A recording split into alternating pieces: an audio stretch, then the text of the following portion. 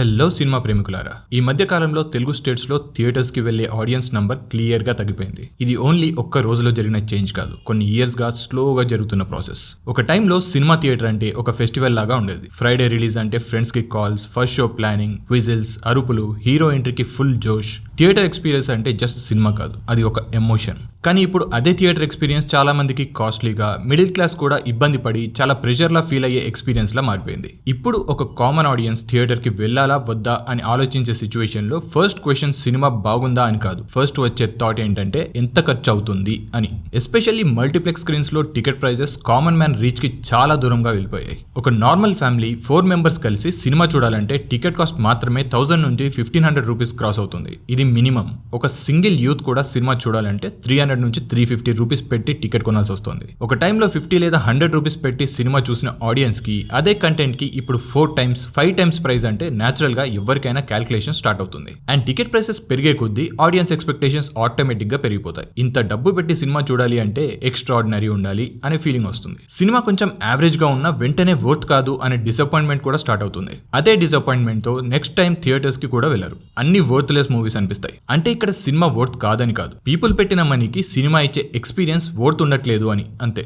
Ticket price తర్వాత next biggest problem థియేటర్లో food prices. ఇది చాలా సైలెంట్ గా ఆడియన్స్ ని థియేటర్స్ నుంచి దూరం చేస్తున్న రీజన్. బయట 30 రూపాయలు ఉండే పాప్కార్న్ ని లోపల 300 లేక 400 రూపాయలకి సెల్ చేయడం, కోక్ సమోసా కాంబో ఆఫర్స్ అని చెప్పి హెవీ ప్రైజెస్ పెట్టడం చూస్తూనే ఉన్నాం. ఇది సినిమా ఎక్స్పీరియన్స్ కాదు, కంప్లీట్ లూట్ చేయడం అని ఆడియన్స్ కి క్లియర్ గా అర్థమవుతుంది. మెయిన్ గా సినిమా చూడాలంటే రిలాక్స్ ఫీల్ ఉండాలి, హ్యాపీగా ఉండాలి. కానీ థియేటర్స్ అండ్ మల్టీప్లెక్స్ కి వెళ్తే లోపల ప్రతి స్టెప్ లో డబ్బు గుర్తుకొస్తుంటే ఆడియన్స్ మైండ్ లో ఆ సినిమా ఎక్స్పీరియన్స్ కన్నా మనీ భయమే ఎక్కువగా ఉంటుంది.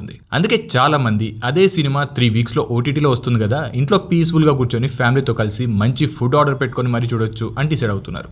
అండ్ ఇక్కడ ఓటీటీ ప్లాట్ఫామ్స్ రోల్ చాలా important. OTT just cheap option కాదు, ఓటీటీ ఆడియన్స్ కి కంట్రోల్ ఇస్తుంది. ఎప్పుడు కావాలంటే అప్పుడు చూడొచ్చు, పాస్ చేయొచ్చు, బోరింగ్ సీన్స్ వచ్చినా లేదా సాంగ్స్ వచ్చినా ఇంట్రెస్ట్ లేకపోతే వెంటనే స్కిప్ చేయొచ్చు, ఫ్యామిలీ మొత్తం కలిసి సోఫాలో కూర్చొని కంఫర్ట్ గా ఎంజాయ్ చేయొచ్చు. మంత్లీ ఒక 200 రూపాయలు పెట్టి dozens of movies and series చూసే ఆప్షన్ ఉండడం, అలాగే సేమ్ సినిమా కొన్ని రోజుల్లో ఇంటికి వస్తుంది అంటే థియేటర్ ఎందుకు, అంత మనీ ఖర్చు పెట్టడం ఎందుకు అని ఆడియన్స్ కూడా ఆలోచిస్తారు.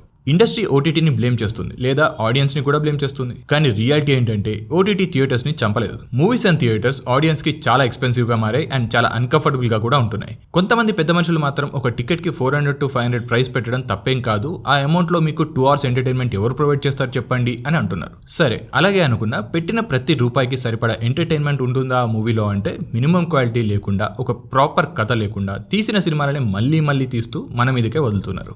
కంటెంట్ సైడ్ లో కూడా ఆడియన్స్ లో చిరాకు పెరిగింది. ప్రతి సినిమాలో almost same theme, slow first half, forceful comedy, అవసరం లేని songs, loud background music, hero elevation కోసం లాజిక్ లేని సీన్స్, అవసరం లేకుండానే సెంటిమెంట్స్ ని క్యాష్ చేసుకోవడానికి దేవుడి రిఫరెన్స్ సీన్స్, ఇలా చాలా ఉంటాయి. అదే ఒక టైంలో అంటే almost 10 to 15 years back audience average cinema అయినా మినిమం ఎంటర్టైన్మెంట్ ఉన్నా కూడా యాక్సెప్ట్ చేసేవాళ్ళు, ఎందుకంటే టికెట్ చీప్ గా ఉండేది అండ్ ప్రతి కాన్సెప్ట్ ఆ టైంలో కొత్తగానే అనిపించేవి. అయితే ప్రెజెంట్ ప్రైజెస్ కి ఇప్పుడు టికెట్ కాస్ట్లీ అయిపోయింది కాబట్టి పేషెన్స్ తగ్గిపోయింది. 400 రూపాయలు పెట్టి చూడాలంటే సంథింగ్ స్పెషల్ ఉండాలి అనే మైండ్ సెట్ కూడా పెరిగిపోయింది. కానీ ఇండస్ట్రీ యావరేజ్ సినిమాని కూడా ఫెస్టివల్ లా ప్రమోట్ చేస్తుంది. హైప్ ఎక్కువ, కంటెంట్ తక్కువ ఉంటే ఆడియన్స్ చీటింగ్ చేశారు అని ఫీల్ అవుతారు. ఉన్న బెస్ట్ సీన్స్ అన్ని ట్రైలర్ లోనే పెట్టేసి సినిమాపై చాలా హోప్స్ పెంచేస్తారు. అండ్ ఒక్కసారి ఆడియన్స్ థియేటర్ కి వెళ్ళిన తర్వాత సినిమా నచ్చకపోతే ఆ ట్రస్ట్ బ్రేక్ అయితే నెక్స్ట్ టైం ఆడియన్స్ రివ్యూస్ కోసం వెయిట్ చేస్తారు. ఆ వెయిటింగ్ పీరియడ్ లో ఓటీటీ రిలీజ్ దగ్గరకు వచ్చేస్తుంది. అందుకే ఇప్పుడు కొత్తగా రివ్యూవర్స్ ని కూడా బ్లేమ్ చేస్తున్నారు. బట్ ఏ రివ్యూవర్ అయినా తన ఒపీనియన్ మాత్రమే చెప్తాడు. ఒకవేళ నిజంగా కంటెంట్ బాగుంటే మౌత్ టాక్ తో ఏ సినిమా అయినా మంచి కలెక్షన్స్ అండ్ రన్ సాధిస్తుంది. దానికి బెస్ట్ ఎగ్జాంపుల్ రీసెంట్ గా వచ్చిన రాజు వెడ్స్ రాంబాయి లాంటి సినిమాలే.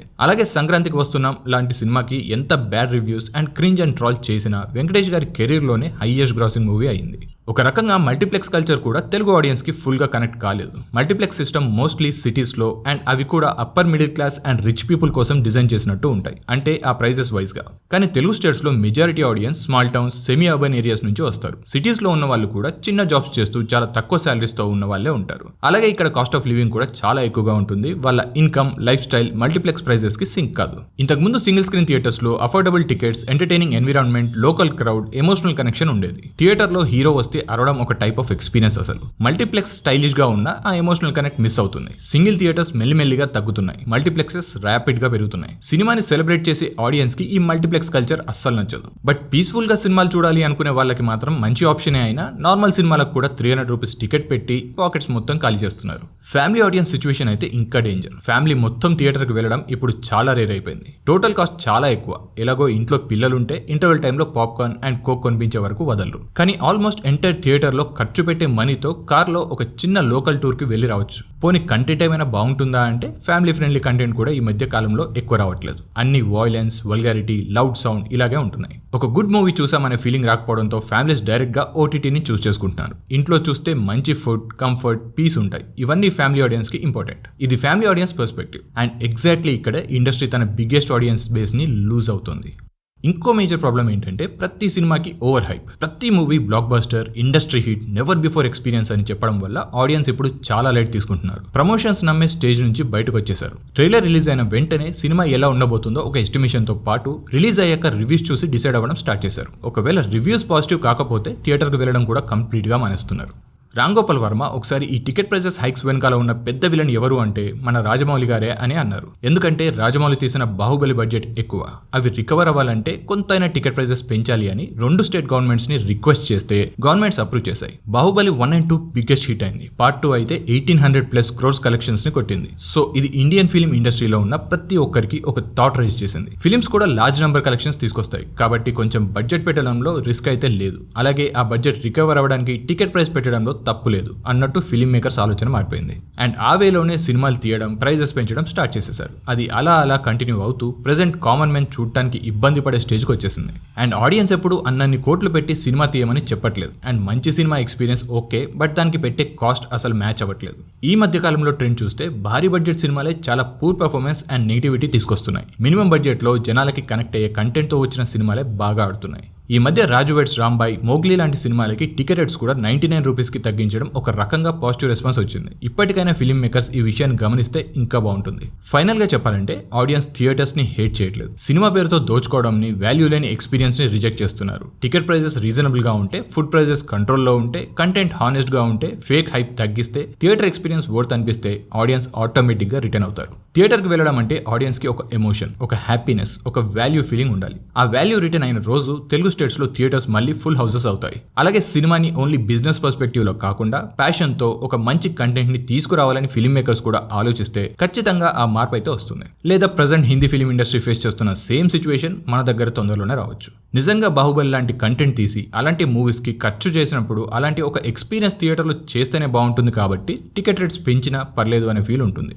కానీ రీసెంట్ గా వచ్చిన కొన్ని so called commercial potboiler సినిమాలకు కూడా 400 to 600 టికెట్స్ హైక్స్ పెట్టి ఆడియన్స్ పాకెట్ కి చిల్లు పెట్టడం కంటిన్యూ అయితే ఇక సినిమా అనేది కొన్ని రోజులకి ఓటీటీకి మాత్రమే పరిమితం అవుతుంది. సో ఈ విషయం మీద మీ ఒపీనియన్ ఏంటి అనేది కామెంట్స్ లో అయితే చెప్పండి. అలాగే వీడియో నచ్చితే లైక్ కొట్టి ఛానల్ కి సబ్స్క్రైబ్ చేసుకోవడం మాత్రం మర్చిపోకండి. మళ్ళీ ఇంకో వీడియోతో కలుసుకుందాం. అప్పటిదాకా బాయ్.